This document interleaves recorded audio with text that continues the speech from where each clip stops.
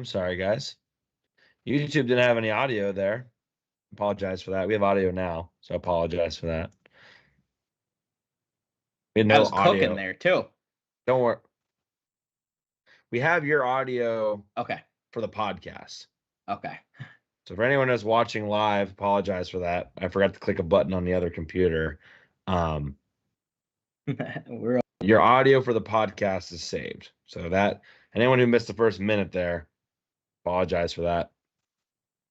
Appreciate you, Lambda and Jack, for that. Didn't see that. We didn't get the chat popping up here for a second, but you can watch the podcast. Will have those first minutes there. But Sean, about the Maroon Red Zone, like, yeah, I pointed out in September, but what I said in September was I thought they could fix it because I thought they had a Tyler Warren, thought they had two running backs. You don't often see a team struggle in the red zone when you're able to have two great running backs and a tight end. Now, one will argue, well, you struggle if you don't use them. As far as the tight end goes, the running back thing to me, Sean, is what I'm struggling with, and it's partially because neither running back has had a good game against Ohio State. I think Tyler Donahue had the tweet about it earlier. I think they have 45 total rushing yards against Ohio State the last 2 years. Don't quote me on that, but I think it's something pretty bad like that. That's just like, maybe it was 45 yards this year, but I don't think they had very much last year. Regardless, it wasn't great. Your leading rusher was Drew Aller and Tyler Warren, or your two leading rushers. Not even Bo Prabila, which is a whole other conversation to go down to. I just cannot believe that they struggle in the red zone as much as they did. Now, statistically, is it better if Trey Wallace just catches the football? Yes. But even then, settling for field goals, not scoring the other opportunity, you just can't do that and beat Ohio State. So there's other opportunities besides the drop. I just want to look at it from a bird's eye view before we get into the red zone stuff. We're going to maybe show a film room on that a little bit later. Just bird's eye view, Sean. Penn State, James Franklin is what, 1-10 now against Ohio State. I think he was he favored in the 2017 game? Maybe. I don't even know if he was favored. I know they were ranked higher. I don't think so. Yeah, but I don't even know if he was favored in that. It was very close though. It was like yesterday. It was like less than 3 points. Was he favored in 2018? Maybe. I don't think so. Yeah. So I don't know if he's ever even been favored in any of these games. But I think the frustration the fans have is whether or not they're supposed to win. They've had opportunities to win. I think the stat was they've had a lead in 7 of them, and I think they've had a double-digit lead in 3 of them, at least, and haven't been able to win any of those. So that's where the frustration comes from. You think eventually the ball would bounce in your direction, when literally the ball is only bouncing your direction enough in one game, and the ball literally bounced in your direction in 2016. So I think that's the frustration. It's hard for me, right? Because, like, yes, I would want Penn State to win those games, but the logic inside of me is they're not better than them, and they have never shown a track record of making more plays. That was the entire prediction last week was when these two teams play each other, Ohio State makes just enough more bigger plays. And it's the goal line stuff, sure. The one right before the half, big one. But even the one on that third down play, I want to say it's third down, where Will Howard jukes Abdul Carter, throws the ball. I don't even know who caught it, but the receiver caught it for Ohio State. Somehow, after the ball was being tipped, he catches it up here as the Key Wheatley hits him, and he still holds on to it. That's just an insane play. Very difficult to do, and they're able to hold on to it. They just make the plays. They're They just make the plays, and Penn State doesn't. Um, and so I'm not surprised anymore. I'm just not. It's almost hard for me to be outraged about this because it's like, why are you expecting anything different? Like, Penn State does not have as good of a team as Ohio State. And they literally, at the end of the day, probably played it exactly as what the bettors would, and the bookies would have thought it would have went down. Obviously, the spread 3.5, but that was basically how I'm guessing the sports books had the game going. And you can talk about the goal line stuff. I agree with Franklin in the press conference today. You can talk about play calling. I don't think it was a play calling issue. When you talk about this game in a couple of years, I don't think it's a play calling concern. I know, people on, I'm just going to call him out, like Corey Geiger. I don't agree with him at all. Trying to compare this to last year's game, that's just insane. Like, the offense was able to move up and down the field. Mike Yurcich's like first 5 drives. Do you want to know what Mike Yurcich's first 5 drives were against Ohio State last year? It's insane. Are you ready for this? 3 plays, 6 yards, punt. 4 plays, 15 yards, punt.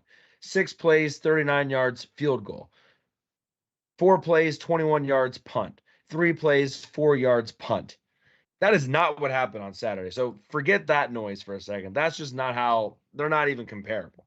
Now, did the offense do other things wrong? Yes, but they moved the football. Like, let's calm down with the not as good as last year or the same as last year. That's not true. But they didn't make the plays when they had to. And I don't think it was a play calling thing. I think at the end of the day, it's just an execution thing. Franklin said in a press conference, at the end of the day, a yard's a yard, and you got to be able to get a yard. If they get really cute, people say he gets really cute, and they shouldn't have got as cute. They should just ran it up the gut. Whatever you want to say about the play calling, no one's ever going to agree on all that. We'll talk about that in a second. My bottom line is Penn State didn't execute enough to win the game. You can't have, your best wide receiver, whatever you think of Trey Wallace. I think he's actually a good receiver. I don't think he's number 1, but I think he's a good receiver. You're best on your team, and you put the ball in his mittens, and he can't catch it. Not only can he not catch it, but it goes and is intercepted. You can't execute any poorly than that, Sean. You just can't. Like, you literally throw that play. You run that play 100 times. I seriously don't know if that result happens. Hell, call it 1,000 times. I don't know if that happens 999 other times. I don't think it does. And it happened, of course, against Ohio State. Now, could they have ran it? Sure. But they ran at the end of the game and they weren't able to get a yard. Why do we feel any better? They would have got a yard then. So I don't, and we'll talk about those plays, and I don't think the play calling was perfect by any stretch. But at the end of the day, you got to just execute. The receivers have to get open. You got to pass block, and you got to run block better. You got to set the edge better. You can't get confused and run into each other on wide receiver running routes or even on mesh concepts on defense. There's plenty of things that Penn State didn't do very well. They didn't punt very well. And end of the day, it's an execution thing. Maybe you can blame the coaches that they weren't prepared to execute 100%, but it wasn't like a horrendously called play calling game where they came in with a bad scheme. I think Chip Kelly ate Tom Allen's lunch, but especially from a run play design perspective. But they just didn't execute well enough to win this game. Hell, you could argue that Ohio State didn't even execute very well. Will Howard's fumble, like, it wasn't like Zakee Wheatley did anything special. Like, he just tried to tackle him, and the ball happened to pop out. Like, I thought originally Zakee Wheatley, like, kind of came on the left side with his left hand and poked it, but that thing was already coming out before Zakee even got his left hand there. Like, he just basically hit him, and Howard dropped it. So that was poorly executed. Jeremiah Smith, like, misjudged the deep ball. I thought it was a bad throw by Will Howard, but watching it again, like, Smith just judged it wrong. It was a good throw. That should have been an easy touchdown catch. How often does Jeremiah Smith mess that up? Another pass earlier in the game, Ohio State receiver couldn't get a foot in bounds. I mean, there's a lot of examples of that where they honestly probably played a B minus game.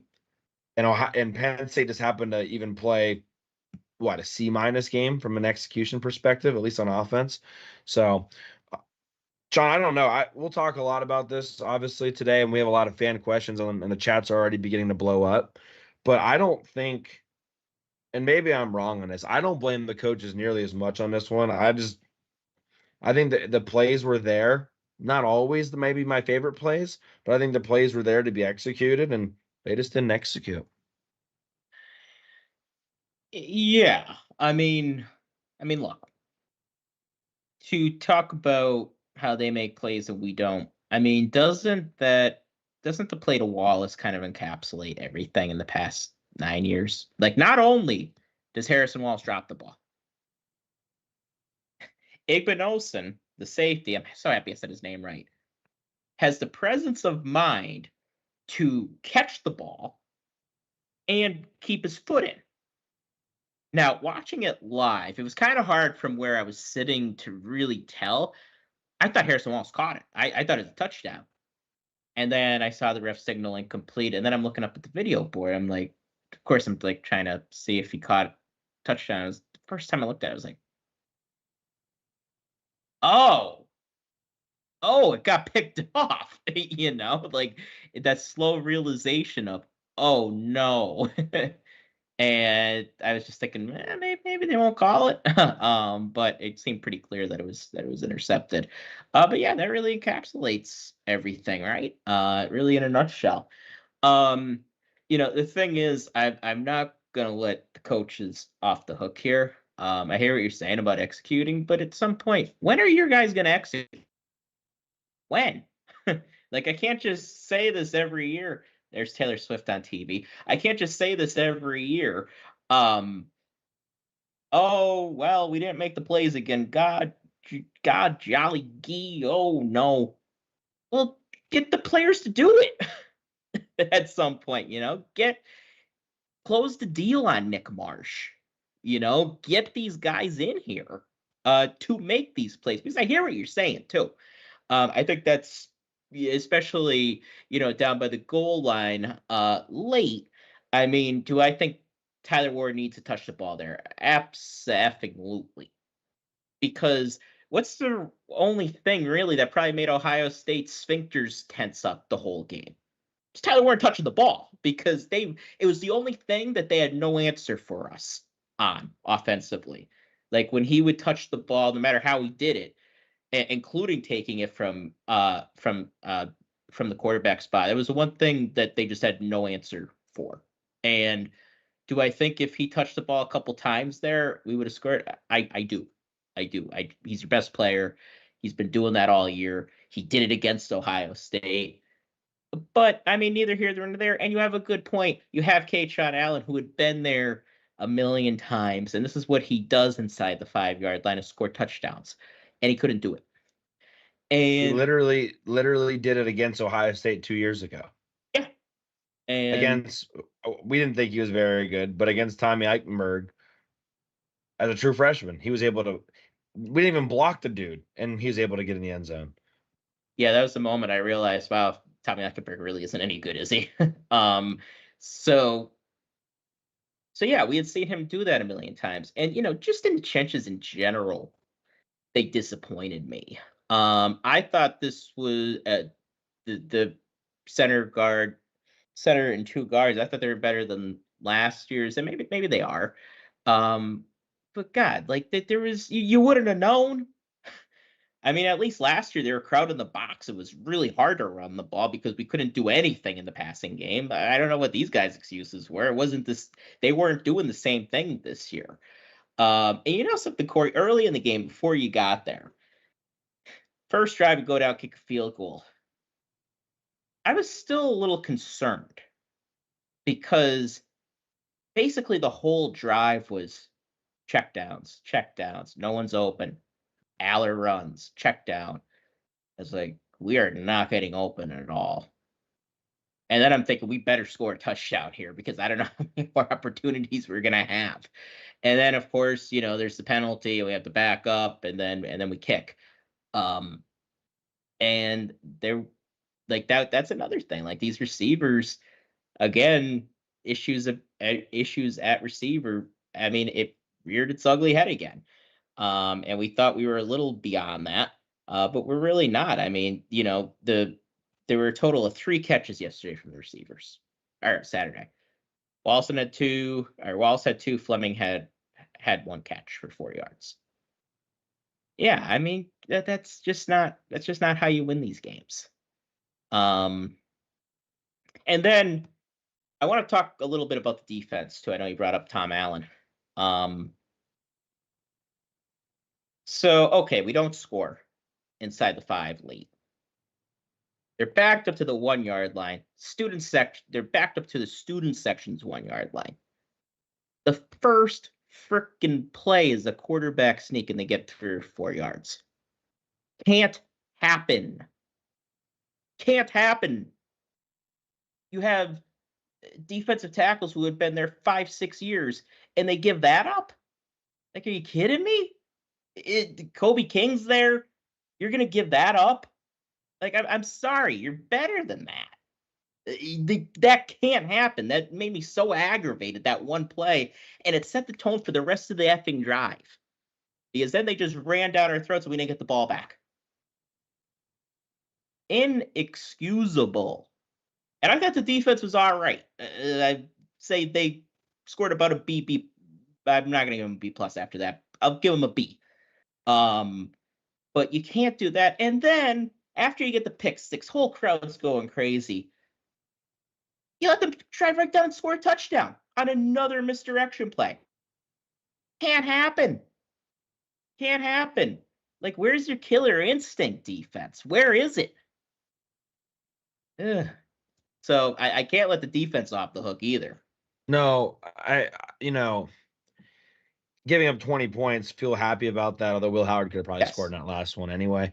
And they also got another 7 points. If you tell me they only give up 20 and they also get us 7, I'm like, oh, we win this game, right? I agree with you, though. Those 2 drives do stick out to me. The one right after the pick, 111,000 people fired up now, and you let them, meticulously move the ball down the field. That stunk. And then, yes, that drive at the end, I think Franklin called it a championship drive at the end, and that QB sneak itself was a problem. I mean, it's a good kind of transition because what I was going to say next was the difference to me was the linebackers in this game. We knew the linebackers for Penn State were going to be a problem. Tony Rojas really struggled. Dom DeLuca, I love the guy, just not an elite linebacker. Just say that. Just not an elite linebacker. Good linebacker. I appreciate what he's done for Penn State. Can't imagine where they'd be without him, which, he's been a huge addition. He's just not a Cody Simon. He's just not a Sonny Styles, who combined for 19 tackles in this game. Just they didn't have the ability to set the edge very well. Although Abdul Carter had a good game, that was against the third string left tackle. I would hope that Abdul Carter can get 2 sacks against the third string left tackle. But they struggle to set the edge. The safeties, Jalen Reed, this happens every once in a while. Zakee Wheatley, this happens to him every once in a while. They seem to want to jump inside. Even Tony Rojas does it. They kind of want to jump inside and they get swapped inside. We're so bad at setting the edge. I forget who said it, and I forgive you, but somebody on X said, you really missed Adisa Isaac in this game. And I thought that was a really good point. Adisa Isaac was so good at setting the edge. And credit Chip Kelly, because even though we knew that they were going to want to run the ball with Will Howard, and they ran with Will Howard more than they had previously, which is kind of what we thought coming into the game. If you listen to Prediction Show, we thought this was going to be a game where we'd see Will Howard run the ball more because he had only ran for 91 yards previously. And he did, I think his longest run was for 12 yards. They did run him more, especially in situations like 3rd and 2s, etc. But the running back still killed us. Junkins, 14 for 95, 6.8 yards per carry. Henderson, 10 carries, 54 yards, 5.4 yards per carry. They averaged 4.7 yards per carry on the road. Like, you gave up 179 rushing yards. So, the linebackers didn't play good enough to win this game. I do, Sean, just want to echo one thing also you said about Nick Marsh. And then we can go back to the defense.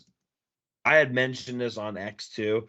If you point to like, how do you beat Ohio State, right? You can say a lot of things about what to do during the game. But the way I always look at these games is I want to be the very best that I can be before the game starts. And to me, there's three things that happened, and some of which Penn State couldn't really control. Maybe none of it Penn State could control, but three major things happened that hurt Penn State's chances in this game that I think were like team building things that they can prove on. Obviously, injuries is separate. One, they didn't land wide receiver Nick Marsh, who's having a hell of a year with Michigan State, for obvious reasons that Sean already outlined. Would have been a game changer for Penn State. Two, Ohio State went and got another good running back in Quinshon Junkins. I mean, don't get me wrong, I think Henderson's good. Junkins has our number. Again, 14 for 95, 6.8 yards per carry. He also caught two passes as well. Like, he didn't seem like anybody wanted to tackle him. Even when they tackled him, didn't seem like anybody wanted to tackle him. There was an obvious difference between him and Henderson. And I don't think Henderson had a bad day, but Junkins is a step above Henderson. And that was a hell of a move to go get him. And number three, going and getting safety Caleb Downs. Technically only registered 4 tackles today. One of them was a shoestring tackle on Nick Singleton, which I don't think Singleton gets the edge, but he probably gets like 8 instead of 4. But I just felt like he was, whether or not he was credited with the tackle or not, I feel like he was just around the ball constantly. And those are the three major things. The other thing I'll say that's I'm not going to include because it's an injury, but obviously Penn State really missed KJ Winston today or again on Saturday. Like that to me is another massive one that makes a big difference is having him out there. But again, injuries happened everywhere. And Ohio State was beat up by injury, so you can't use that as an excuse. But man, Penn State really missed a KJ Winston on Saturday. Yeah, they did. And I like what you said too about setting the edge, because this was something that you can go back and watch the tape. I was worried about to begin the year. Like, how are we going to set the edge? I didn't really trust the linebackers, I think, like, as far as Abdul Carter goes, I mean, he got his couple sacks. I thought he was disruptive with pass rushing. I just don't think as a team we really did that great of a job setting the edge. Like, they burnt us in a couple option plays. There was one play that sticks out to me a little bit. They ran like a speed option, and I think it was Vanover reached his hand out and nearly got the ball, but he didn't, and that's a gamble. And there was nobody behind, and I think it was Henderson took it about 15, 20 yards. Like, those plays people forget about, but they matter. They do. And Vanover was kind of wondering if he was supposed to have safety support or something on that one. Like, yeah. I don't know if anyone else was supposed to be over there, but I'm hoping it wasn't. Yeah, just there was supposed to be no one Vanover. there. Yeah, yeah. It was a highway. It was one of those that as I watched, I was like, "Ooh, he might score," And thankfully, we did close it down relatively quick. It got downfield pretty far, but it wasn't touchdown. But those are the plays that if you're gonna gamble, you better pay off. But that's really why you make the right plays, and it might not always be the sexy play, but you have to make the right plays, and that's really what setting the edge is all about. And I just don't think we've done a bang up job of that. Going all the way back season. to Bowling Green. Yeah, it was trying to make the great play instead of just making the good play. Yeah, and guys, like, this is something that we had. Again, similar theme. We've seen a lot of these problems that we saw and we talked about. They get amplified against Ohio State because they have better athletes. And that's a good way to put it. 5-10 yard gain against Bowling Green, that's going to be a 30-yard gain against Ohio State because they have Travion Henderson, they have Quinshon Junkins, and those guys are going to be NFL backs. So that's what's going to happen. Sean, I want to ask you this question. Tim Ray says on YouTube, treat a big game the way you should and challenge him to own the game. He said he wasn't a big pregame speech guy on Pat McAfee's show, but that could be what's missing. You couldn't have had a better start, and you let that just be wasted. Your players fear the logo. Don't try to win against the players. Opportunities were there, and they choked. So I guess my question, Sean, out of that, and Tim, we appreciate you. You always are checking in live. My rebuttal is to that.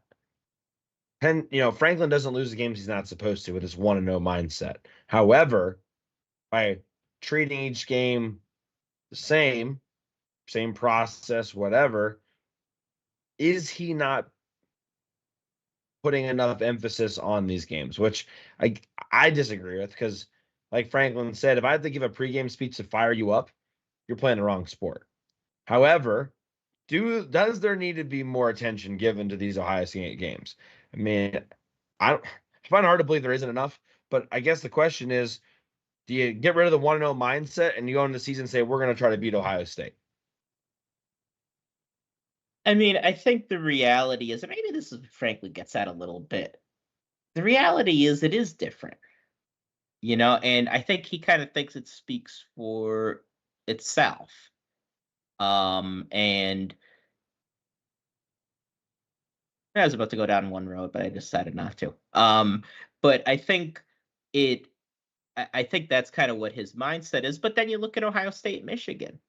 They talk about two things at those schools: winning the Big Ten or winning the national championship, and beating Ohio State or Michigan. That's what they talk about. And Penn State really doesn't have that. Penn State is just, we're going to try to go 1-0 every week, which, like Cory said, is good. But when you're playing against teams that aren't as talented, but at some point, you got to be able to beat these guys. And when it's not working, when you're 1-10, I mean, maybe you do try something different. And to be honest with you, I don't know how. To be honest with you, and that's the thing. Like, I kind of hate saying this because I hate pointing out a problem and not having a solution. Right. And I don't know what the solution to that is. Yeah, and my concern is, as much as it sucks to lose to Ohio State, it'd suck more to lose to somebody you're not supposed to. Yeah, right? Look at Notre Dame right now. They lost to Northern Illinois, and they're probably not having a home playoff game now. Yeah, and I mean, they have no chance to make the playoff if they lose again. Yeah, it's just, and again, maybe this is just needs to be said, and we need to understand this as Penn State fans. Penn State fans need to set a realistic expectation with themselves, right, on what Penn State is and what Penn State is never going to be. And I hate to be the one to do this to some of you that just need to hear this, but Penn State is never going to be Ohio State. It's never going to be Georgia. They are going to have pockets of opportunity to put really good teams together to potentially win a national championship.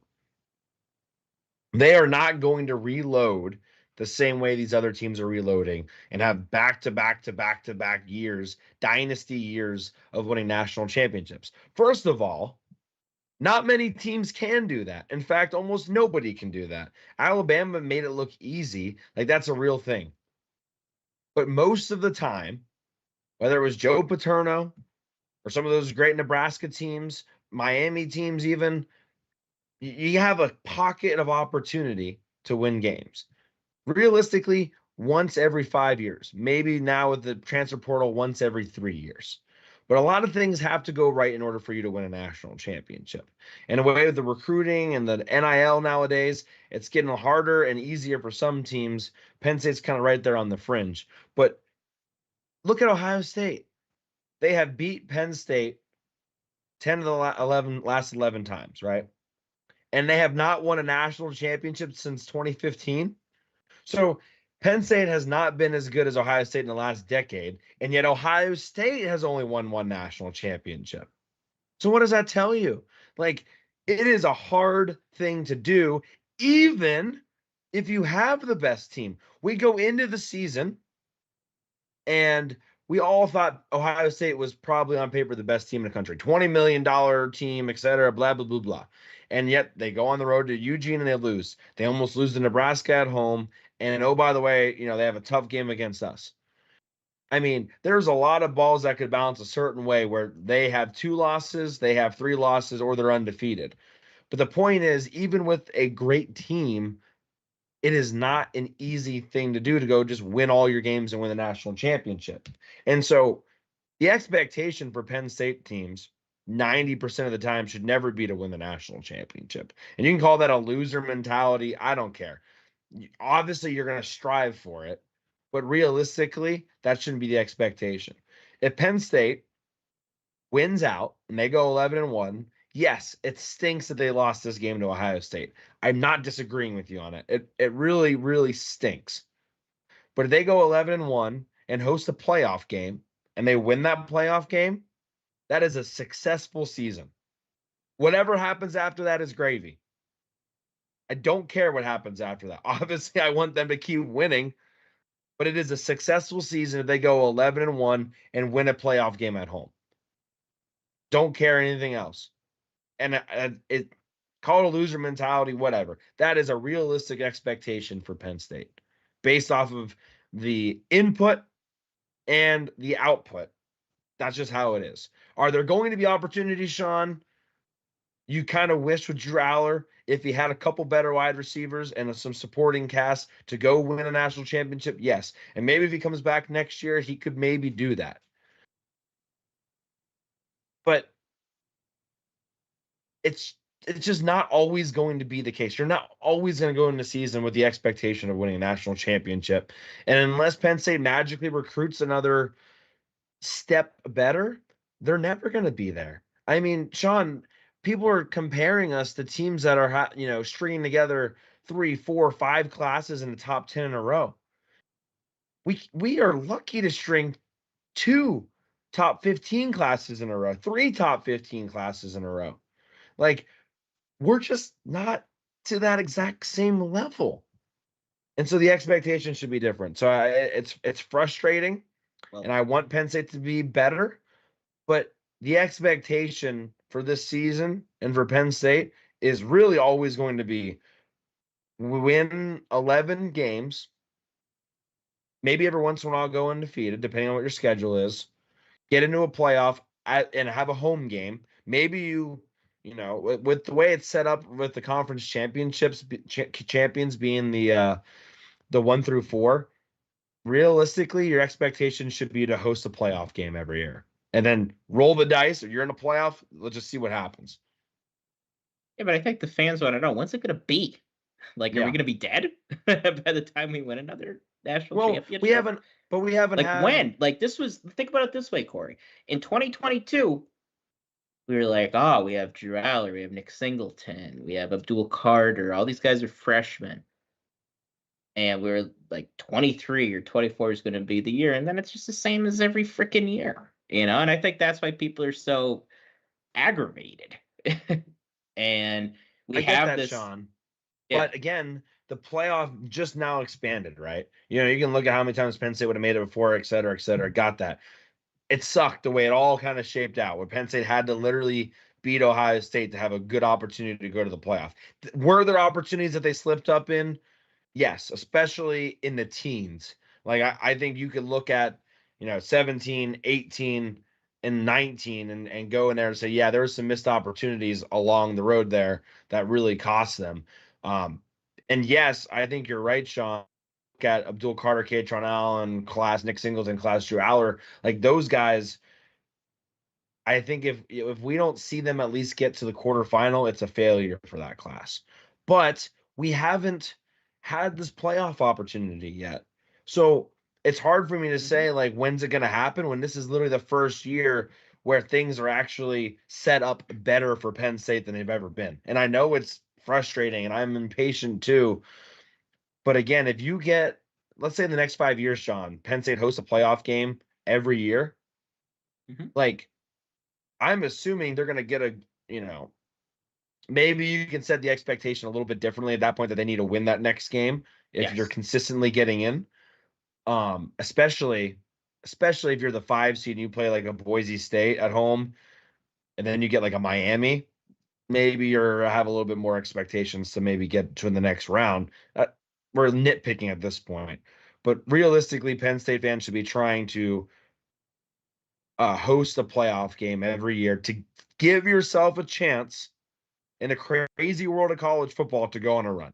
And matchups matter in playoff. Maybe you get a good matchup. Maybe you get healthier, and we roll those dice. But you got to set yourself up for a chance.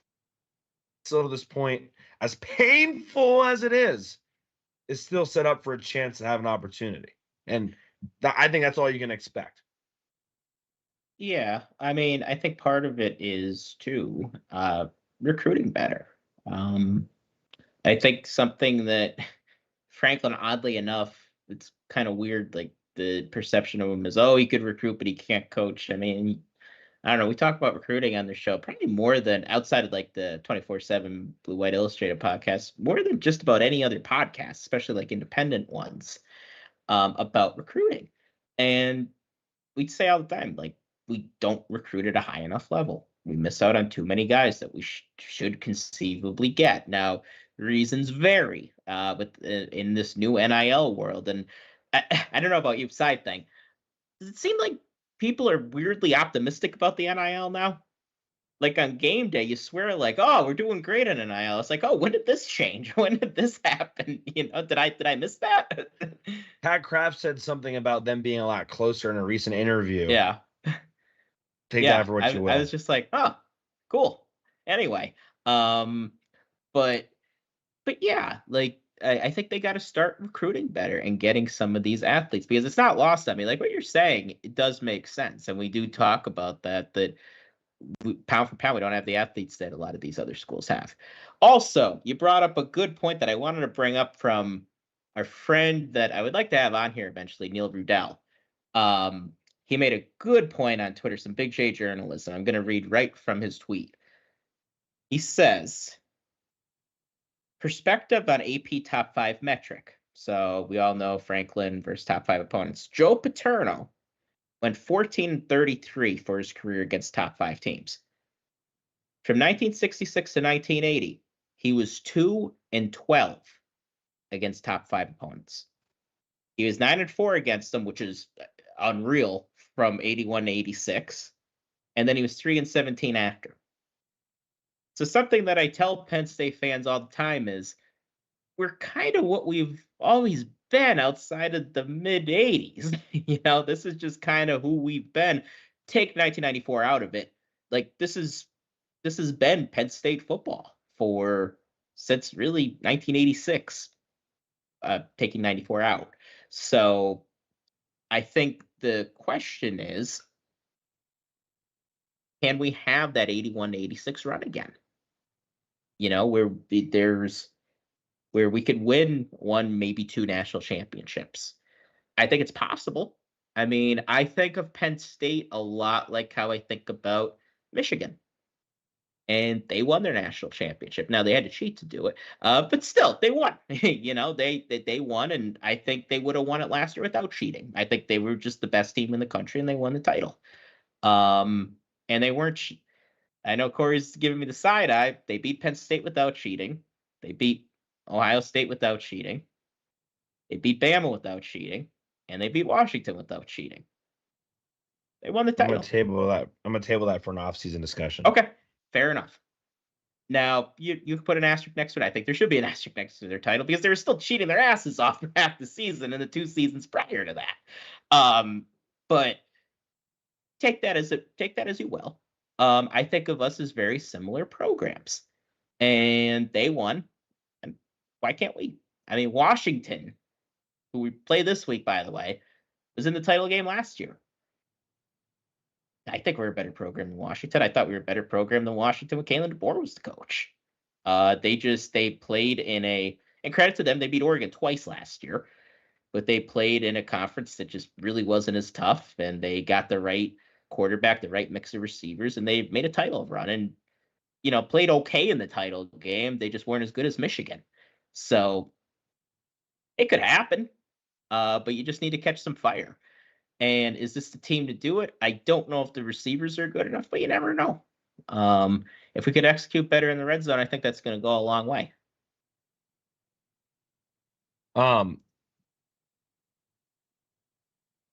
I will say, and I think Lambda said something on YouTube that was kind of good about like, well, to kill us and upset somebody. Right. Yes. Not Yes, to beat the dead horse there. I will, like, the frustrating part to me is that it's just like yeah, it would be nice to just upset somebody. I don't want to sacrifice that to be upset by somebody else, but it would be nice to win one of these games. He's the underdog, which again, I think I saw the stat. He doesn't lose. They don't lose very many. If you basically just bet the money line against Penn State or with Penn State, you'd make a lot of money.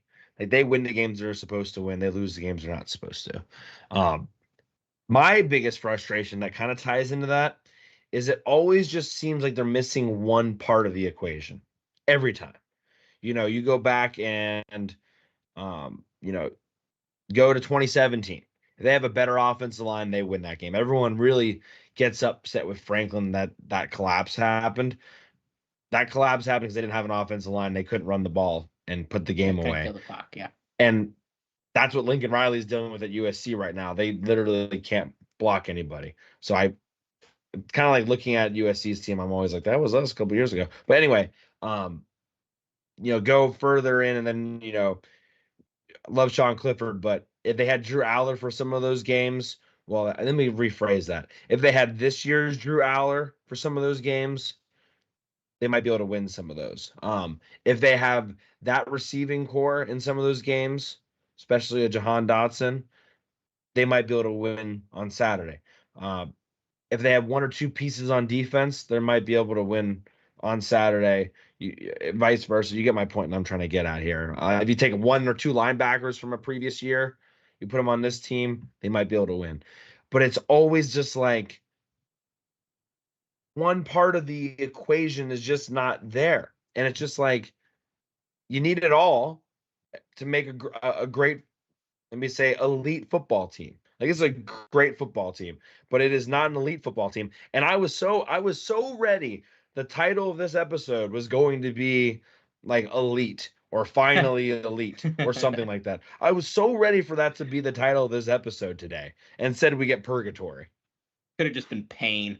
But that, you know what I mean, Sean? Like, we're always just like one thing where it's like, if we just stop sucking at one, or let me say it this way, like, we don't even have to be great at it, but if we just can't be so painfully bad, like, for example, I love Big Slab, but like, if we could just not have had our backup right tackle in the game against JTT late, maybe we're able to win that thing. It just, that's what frustrates me probably the most. Like, yes, it'd be nice to upset somebody, but it's the fact that we're not able to upset somebody because the one bad thing we do a very bad job of it against Ohio State. Yeah, it's not like the one really bad thing just plays out of their mind. Like, Big Slab has the game of his life against JTT. Oh, no, he has the worst game of his life against JTT. Because I actually think he could have played better than he did. He just played horrible. Yeah, and the receivers today, or the I think they could have played better. Right, the receivers on Saturday, like, if they literally just don't hit the ball to the other player, we potentially win the game. Like, just don't literally hit the ball to the guy. Let the ball hit the ground, and we have probably an 80% chance of winning the football game with a touchdown there. And then if you get the touchdown there, the whole end of the goal line thing doesn't happen. You just kick a field goal and win the game. If I know things don't say the same like that, but the point being, if you just don't completely stink, we probably find a way to win that football game. Like, something that me and our buddy Mike talked about back in 2016, Paris Palmer, who I know if we had a podcast back though, God, we probably would have bashed that poor kid every week. He played pretty good against Ohio State in 2016, and he was going up against a freshman named Nick Bosa, and he played pretty good. and didn't let the other team's defensive end take over the game. And he was probably he was the weak link of the offense and played pretty good. And you need everybody to step up. And then, and then the other thing is, Corey, people that you're waiting for them to prove themselves. Well, Zion Tracy has proved himself. Zion Tracy, he's a baller. He plays his bet. Corey wants me to hold off on him. No. Start that again. Just start it again. Oh, okay. Yeah, Zion Tracy is a baller. We talked about the block in the back against Illinois, but man, oh man, has he made up for it. And he plays his best ball in big games. That's a dog. That's what you want. And he played his best he had his best game against USC. And then in this game, he sets the tone early with the interception and gets that crowd as loud as I had heard it since probably the KJ Hamler touchdown in 2018 against Ohio State. That crowd went bananas. Fox did an awful job on TV, by the way, because it was a lot louder than the TV version. I was very disappointed with it, but it's Fox. What do you expect? And that's what you want. You want a guy to prove himself there. And he was really one of the only guys who did. Like guys like Tony Rojas, who I was hoping to take a huge jump, didn't play well. Not good enough. There weren't enough of those guys. But I can't say anything bad about Zion Tracy because when you need him to deliver, he does it. And I think the future is very, very bright with him, and he's going to be a starter next year. I'm glad you brought him up. He has definitely impressed, and he deserves it. I'm glad you got that in. I'm going to answer Tim Ray here. He's going on a rant here that says that we just can't be that aren't reality. Georgia just proved that, and Oregon is in a new landscape. Georgia is not a blue blood, but they're acting like they are. They got the right coach and got over the hump. Don't give me a regional recruiting either. Every major program recruits nationally. Okay, first of all, you're just wrong on that. Regional recruiting absolutely does matter. Georgia is a complete hotbed. If you just look at the demographics of recruits, it has continued to go south over the last 20, 30 years. Georgia's in an absolute hotbed, not just with Atlanta nearby, but literally just better football is being played across the state. Penn State and Pennsylvania football is not what it was 30 years ago, 40 years ago. They're not crazy close to Pittsburgh. They're not crazy close to Philly. They're not crazy close to the DMV. They're not crazy close to anything. And the talent isn't abundant in those places as it used to be. No, not nearly as abundant. But the biggest thing I want to get at, and this is the best I could find, just the recruiting spending for 2022 is the best I could find. Georgia spending $4.51 million. Penn State coming in at $1.49 million behind Rutgers, who was at $1.61 million. Penn State was 12th in recruiting spending in 2022. I'm sure those numbers have changed a little bit. I'm sure Penn State is still probably being outspent by Georgia recruiting by 5 times. The amount of donations that they're getting, the NIL that they're getting, the complete buy-in from the athletic department, it's not even comparable. I'm not going to go down the complete rabbit hole of this, but I think Josh Pate has talked about this many times. Georgia football decided to flip the switch to become a great football program. They flipped the switch. They dedicated resources to make sure that happened. And that's not just with recruiting. That's with the number of staff. I mean, they just got the training table this year at Penn State. That is something that almost everyone else has had for like 5 years. I mean, there's a lot of things that you can point to and say Penn State hasn't had this and other programs have. And Georgia flipped the switch and dedicated resources in order to do that. And they've done that. And if Penn State would be willing to maybe do that, you might be able to get there. You're still going to struggle from the recruiting regionally perspective. If you just do me a favor, Tim, go and look at Ohio State's roster. Because yes, they go plug national guys, but go look at their roster. They also have a good fundamental group of guys from the Columbus area, from the Detroit area. That's all relative regional to them. And even down to Cincinnati, like they've done a really good job of still recruiting the abundant of talent that is around them, and they've done it very well. And you follow up with then why did Rick fail? Rick failed because he didn't have that exact that buy-in, that decision to go all in is when they got Kirby Smart. That was the moment where they're like, we're going to go all in on this because we played them in a Tax Slayer Bowl. Like they were nothing. They were on par with us, right? Like they weren't anything special. They get Kirby Smart and they bought in. Kirby Smart was just with Nick Saban. He says, you want to win? This is what it's going to take. Do you want to do it? And they did. They invested and they got it going. And maybe if Penn State dropped an extra $4 million in the recruiting budget and expanded their staff tenfold, they would be able to do it too. The regional recruiting still could be an issue. You'd still have to hit a couple classes, but they are not even in the same stratosphere to compete with the likes of Georgia right now, if that's what you're trying to do. Yeah, but a critical part of that too, to his point, was firing Richt and bringing Kirby in. And Mark Richt gets compared to James Franklin a lot, and vice versa. Whether fair or unfair, because I think Mark Richt is a pretty good coach, but he wasn't Kirby Smart. And now, like you said, though, is it everything, the coach? Not per se, because you still need everything else. You look at Dan Lanning, who for my money, is best coach of the Big Ten, and might be near the top in the country. Is near the top in the country. You don't think Phil Knight's money helps? Of course it does. And now take a look at Oregon. When I talk about not a hotbed of talent, there is not a hotbed of talent up there.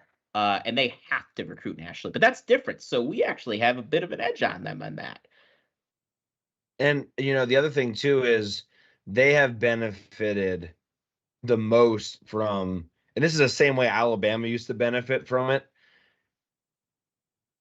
They have benefited the most from USC and UCLA not being as good because you could just recruit California and put together a top 10 class every year.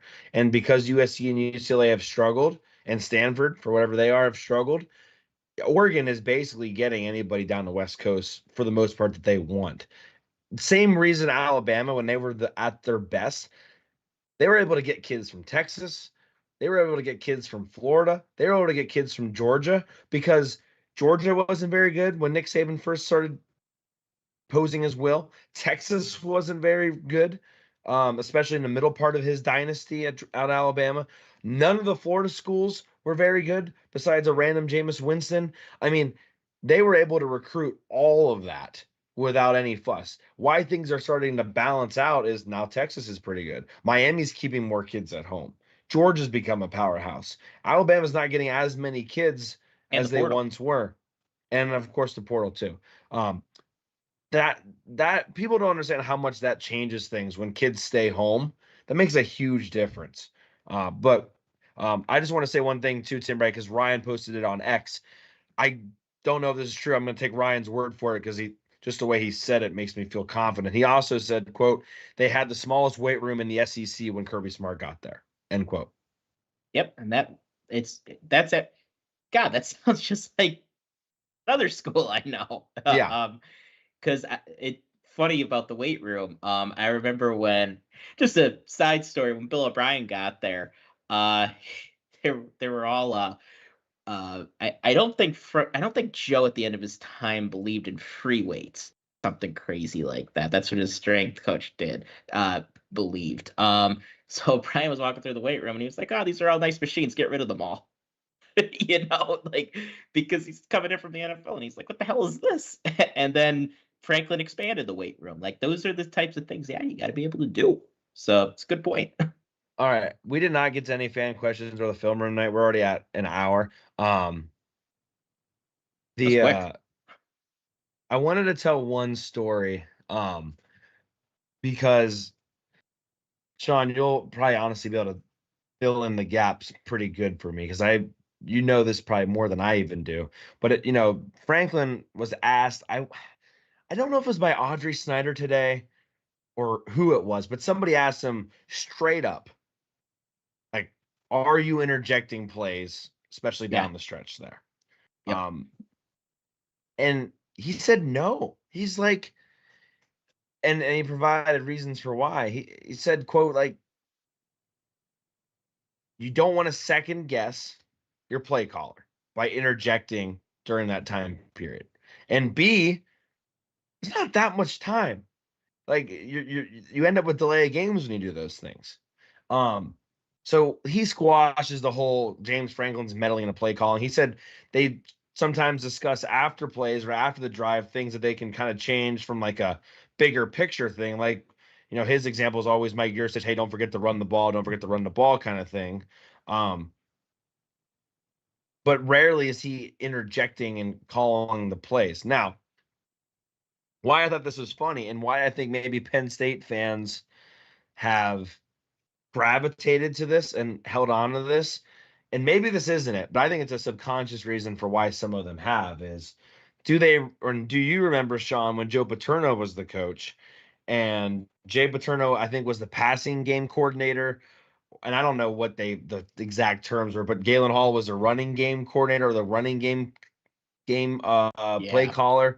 And so I don't exactly remember how the workflow worked. It's like probably a crazy flow chart. But if I remember correctly, like Jay Paterno would call the play. But if he wanted to do a run play, Galen Hall would then decide what the run play was. If it was a pass play, Jay Paterno would call it. But at any point, Joe Paterno could interject with a play that he wants done instead. And it was like a three-way triangle communication. And then somebody on X like summed it up perfectly. Like, yeah, do you remember when Penn State played Alabama at home? In like whatever that was, 2010-ish. 2010, 2011, yeah. And they went down the field. They did score a field goal, but they used all 3 timeouts on the first drive. Yes, it drove me mad. 16-year-old Sean was tweaking out watching it. I was like, that is such a good prime example of like, yes, like that kind of communication needs to be streamlined. You need to have trust in your play caller. And especially in a moment like that, I think Franklin's 100% right. You do not interject and make that play caller second guess his decisions in a moment like that. Now, we can wrap up maybe with those decisions. Maybe you argue he should interject then. I don't know. Well, I mean, and I think Franklin kind of touched on this too, and he even acknowledged right after the game, Warren could have touched the ball late. And it takes 2 seconds to say we gotta get 44 the ball here. It takes 2 seconds to just say that he needs to get a touch. Now I do think the last play that kind of gets forgotten about weirdly, where it just looked like a disaster because it kind of was. It was supposed to go to Warren. Looks like we ran a rub route. Again, short of the end zone, which drives me nuts about Kotelnicki too. He did so much stuff that's just short all the time. I don't understand it, but whatever. I think that's the only thing we drew up for him though. And to me, you want to make sure he gets the ball. Because on 4th down, if you're going to throw, obviously they're going to be all over Warren when all you have is tight ends in the game. And Banga in motion, and I don't think Banga's catching the ball there.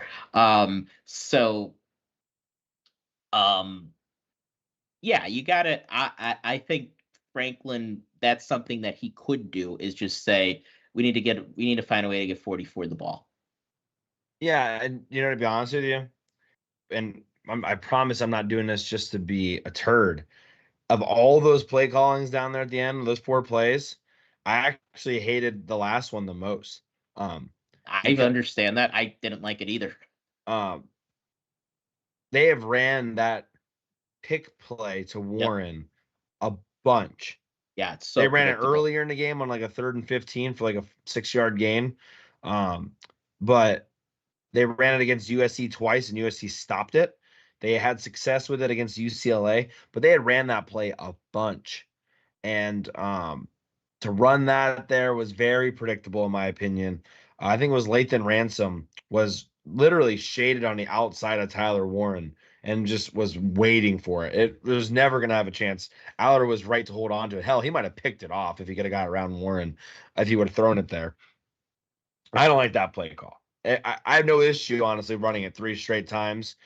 I'm not even going to bother putting on the film room up today. But I thought Katron Allen I'm pretty sure it's a 3rd down play, had a cutback opportunity and just never took it. And again, 9 times out of 10, I love Katron Allen's vision. And he's so good at taking that cutback and just walking in the end zone. Like, his vision is fantastic. And he just, in my opinion, got a little tunnel vision and stuffed it right up the middle, and it didn't work. But that last, if you're going to go away from the run there on 4th down, I would have liked to seen something that we hadn't seen before than going right back to that play that honestly hasn't been very successful since UCLA. That one to me was actually the biggest one. John, we didn't even talk about the officials at all today, which I think is good. What it was probably ticky-tack 50-50 holding on Khalil Dinkins, but they hadn't called that all game. I think you and I pretty much on the same page. Yeah. They weren't getting anything like. Yeah. There was a lot of still frames on X the last couple of days of like receivers being held. Like, yeah, sure. But again, in my opinion, you earn that reputation. You earn that by making plays, and Penn State hadn't earned that in the receiving department all day. You fight through some things, you get some calls. Hell, Trey Wallace fought through a good one, did get the call, but he made the catch. So, like, that's how you earn those things and making those plays. Penn State receivers didn't really do it, and they weren't going to. Now, you argue if that's at Ohio State, did they get that call? I don't know. But it was never going to be thrown. Yeah, I mean, really, the officials, I mean, it definitely wasn't a banner day for the officials. Again, and you guys who have listened to us for a long time know we're not blame the refs, guys. That's just not. Yeah, but were they pretty bad? Like the one thing that I could even understand getting away with holds, because as long as you're not calling defensive holds both ways, fine.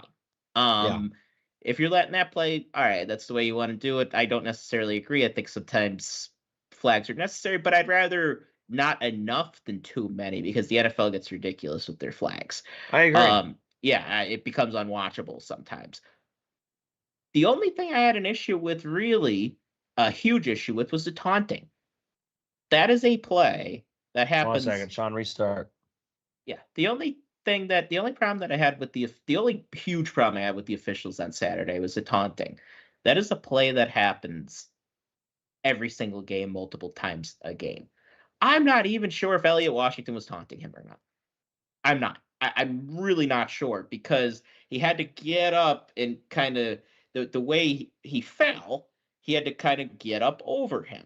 And yeah, did he look down? He did. Did he say anything? I don't know. Do I really care? No. Because that's such a soft call. I understand calling taunting in my threshold to throw a flag is very, very high.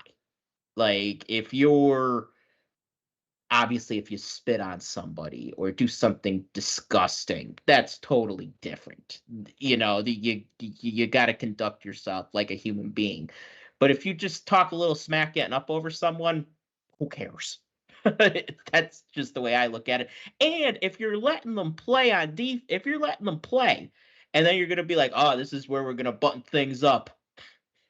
What, getting up over a guy? Come on. That to me, that was the only thing that I really had a huge issue with the whole day. Also, they missed some things live that I just couldn't believe that they missed. Like, yeah, that was It was obvious to me live that Howard fumbled, because it kind of happened right in front of me. I was like, he didn't get in. The ball went flying at the 2-yard line. Yeah, it wasn't close on review. That to me was probably the biggest thing, was regardless if it went Penn State's way or not, was I believe there's at least 5 calls that were overturned. Yeah, that's a lot. I mean, that's a lot to miss. The one by you, I was on the opposite side. Well, I shouldn't say the opposite side of the field, but I was on the other side of the north end zone. So I couldn't get as good of a view. But holy crap, once they reviewed it, I was like, how did they not get this? Thing was out at like the 2.5 yard line. It wasn't even remotely close to being a touchdown. The sack on Will Howard for Kobe King wasn't even close to being like he was down by a mile. Should never have happened. So there was a couple of those that I didn't like. I was confused on the fumble that they then called it incomplete because they let it play out and they let Penn State recovered it. AJ Harris ended up with the football, etc. Once the play was over, though, they then marked, from my understanding, the ball at both spots. But before they went to the review, and I don't think they did this correctly on TV or communicated it correctly on TV, but the referee, before going to the monitor, said the official call on the field is an incomplete pass. I was confused by that. But they had let the play run out, and then they had marked the ball at both spots, and then he said that, and then he went to review. I don't think I didn't watch the review portion on TV again, but from everyone else that was tweeting it was saying that they overturned it as a fumble. Now, if they called it incomplete on the field, I'm not as upset about that being considered an incomplete pass. But in my opinion, you can't call it an incomplete pass on the field if you let the play run out. Because in the moment, you thought it was a fumble because you let them play it out. You can't then, after the whistle's dead, say, you know what, I really just going to call it an incomplete, and then we'll review it. Like, you already let it run out. You can't just say you didn't let it run out. So that, to me, didn't make any sense. And I think that's a lot of confusion behind that. Either way, when I went back and looked at it again, that one, to me, looked like it was still a fumble. But I wasn't going to get too upset about it, but I think the way they went about it on the field was confusing.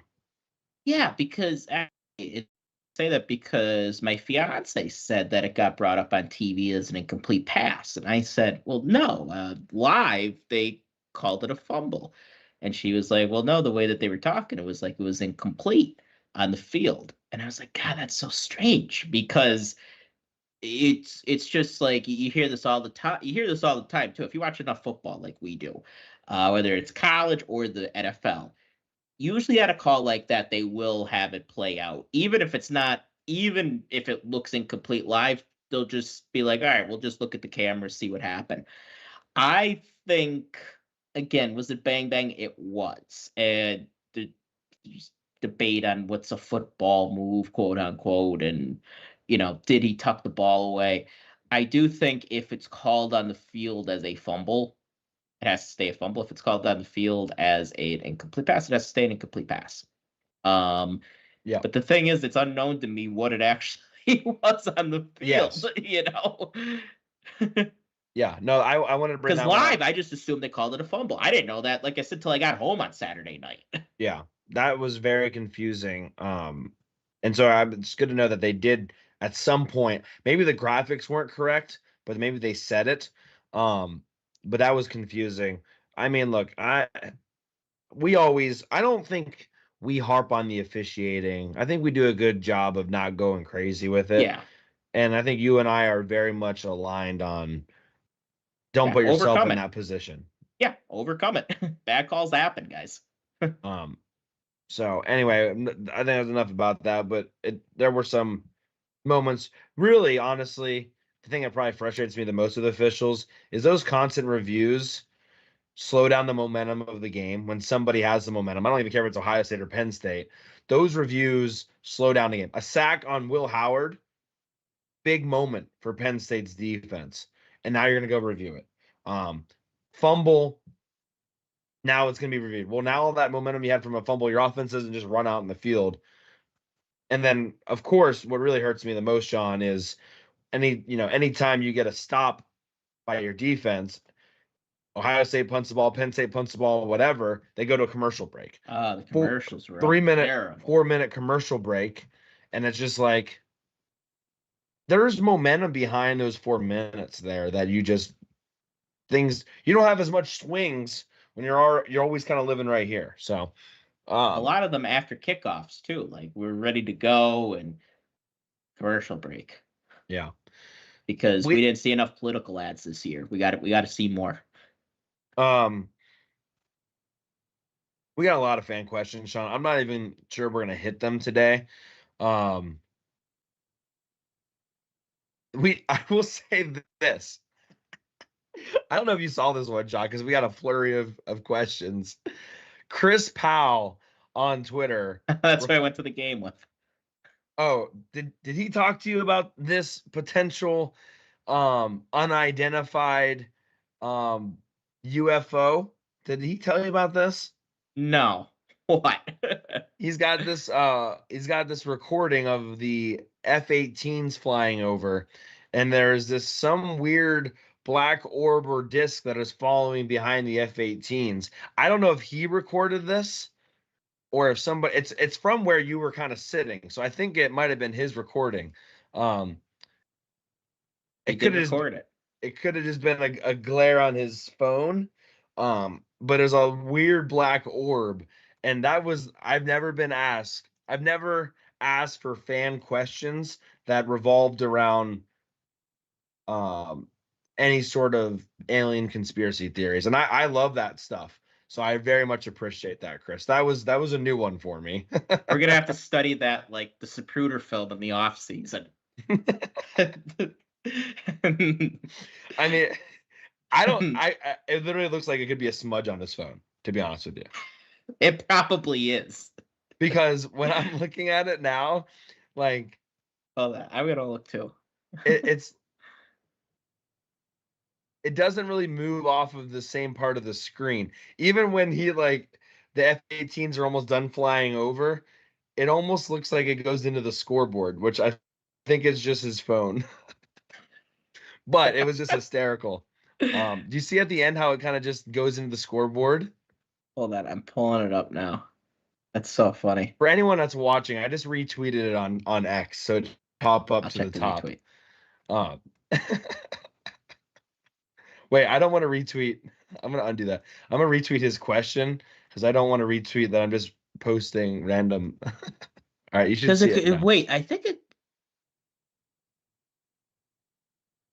That is weird. But do you see how it goes into the something scoreboard? though? It does go away when it goes by the scoreboard. So that's why I'm thinking it may not be a smudge on the phone. Like, watch when it goes to the scoreboard. That is weird. That is funky. You don't think it goes into the? Yeah, it's hard to tell if it's. Yeah, you don't see it after, do you? No. There was a UFO. Right. This is breaking from us. There was a UFO at the Penn State game on Saturday. So you sat with him and he didn't even say that, show that to you. No, he didn't. I was. You might even be able to see. Let me see if you could see me on the. You can't see me on the video, but yes, he brought me to. He was generous enough to bring me to the game, and it's not even there. So we'll have to figure that one out. But that one is pretty funny. So I love how I said hashtag Joe Rogan. Yes. That's so him. We'll have to figure out that more. I think we got to a lot of the questions. A lot of questions revolved around receivers, obviously. I think we hit most of them. Readjusting the standard, I think we hit that one pretty well.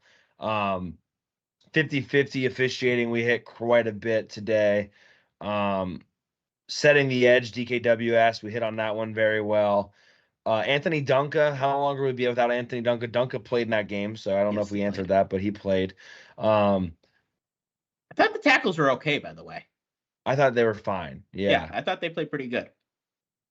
They were talking about how they were doing different things up front than they had ever shown on film. A lot more stunts and looping than they had previous shown. So that was something that Penn State had to adjust to. That a lot of questions that we didn't really talk about. Maybe we talk a little bit about on Wednesday's show, but things about like making the playoff is 11-1 good enough. I think we can talk about that next time. The only thing, Sean, that I wanted to wrap up with, just to give you an opportunity, I don't really want to talk about it because I don't think it's that big of a deal. Did you want to say anything about the heckling at the end of the game with Franklin? I don't care A that little much bit. about it, but go Yeah, ahead. a little bit. It's never a good look to yell at fans, in my opinion. And look, fans are idiots. Those two guys, those two guys that we're yelling at Franklin looked like people that we probably both do in college and we both hated them. Just like little Trimps. twerps. Yeah. So Like the Ryan Day lookalike from Recess. yeah. Yeah, it looked like Randall from Recess. Like, yeah, I would probably hate those kids, not gonna lie. But you're making a lot of money. Just go to the locker room, James. Just keep walking. I mean, just what are you gonna do? They're idiots that are yelling at you. Just keep walking in the locker room. That's really just my thought on it. I've never seen anybody come out looking good from yelling at Mm-mm. fans.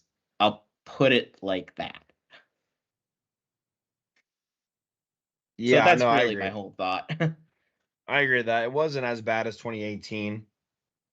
When No, after that one he that went way loss. too far. I don't even think the guy said anything that bad to him in 2018. I think you're friends with him, right? All right, let's not say we're friends. Acquaintances. I know my boy Charles. Yeah. Nah, he was in Nittanyville, so I knew him pretty well. Yeah. He's not a bad guy. I think But he just said you should have ran the ball. yeah. Like, He actually said, "I'm sorry, coach, but you got to run the ball. Or you shouldn't run the ball. You got to pass it." But I also think, and this ties very well into the whole Kelsey thing. You should, if you're willing to say something, you should be willing to put your name behind it. And maybe that's a good way to end the show, Sean, is although we are hardcore Penn State football, we have both of our names in our stuff. We record live. Our audio cast that we put out every week is not edited. I literally take this chunk and I put it on there. And I have a little cute intro at the beginning and some cool music that my brother played the guitar for on the outro. And that's it. No editing on that. Now, sometimes I edit our cuts because I go on a tangent about something that doesn't matter and I want my videos to be shorter. But otherwise, nothing is changed. We do everything live. And we put our faces and our names to it. And I think that's an important part of this. And I think James Franklin, all he was getting at is if you want to say something, just tell me what your name is. But no, I agree. You shouldn't do that. But in this world, I think some people should at least take heed of that lesson. yeah, because that's the thing. If I ever yelled at James Franklin, I'd say, "Oh, my name's Sean Kane, hardcore Penn State football." Hardcore Penn State football. Yeah, check me out. But yeah, and then like you said, the Jason Kelsey thing. I know we talked about it a little bit earlier. Like, I think a problem in today's society, especially with the younger kids, and I kind of think kids these days get a bad rap in general. I think Kids. yeah, I'm actually kind of forgiving to the kids, but one thing that is a legit criticism is they talk, big game on Twitter and Reddit and 4chan or wherever they're at, and then they think they could talk that way in public. And no, man, that's the lucky Jason Kelsey didn't punch you square in the face for saying that Can you about his imagine brother. going up to Kelsey and acting like that? I know. And I think he thought he would just keep walking. And you could kind of see the kid back up as soon as he turns around because he's like, oh, a 6-time All-Pro center. It might be about to kick my ass. He's lucky crazy, the only thing that happened was getting his phone smashed. And the smashed. thing is, like, pot calling the kettle black here to a certain extent. But, like, I love shit talking. Like, I think it's hysterical. I'll even do it in person a lot of the times, right? But, like, you gotta know what to say. And saying that to Kelsey is just the dumbest thing in the world. A lot of times it's better if you know the person too. Tim Ray, just real quick here, said something like the aliens were aware of this game and were recruiting James Franklin interuniversally to study him for how to willfully defy odds of negative outcomes to extract what not to do. And he said, "My name is behind it, boys." Yep. But hey, that's as good of a spot to end it as anything. Appreciate you guys being on a little bit later. I had a dinner tonight that I had to go to earlier today, so I appreciate you guys hanging out late with us. Unless I am not aware Where'd of you go to eat? anything, went to the field. I still have never gone to the field. Yeah, which I'm not going to start talking about James Franklin and turkey Oh burgers. yeah, that'll cause God knows. No, they actually have a venison burger there. Huh. It just brand new to the menu. It's very good. So that was delicious. I didn't ask you, but I assume we're good for Wednesday. Yeah. Yep. Okay. So we'll be back Wednesday night. For Sean Kane, I'm Cory Lestochi. You've been listening to Hardcore Penn State Football. If you haven't already, please make sure to like the video, subscribe on YouTube or wherever you're listening to the podcast, and we will see you Wednesday to talk about the Whiteout Washington Peacock football game. That's kicking off at 8 p.m. That's quite a description. Yeah. So that should be just a hat. Just a long.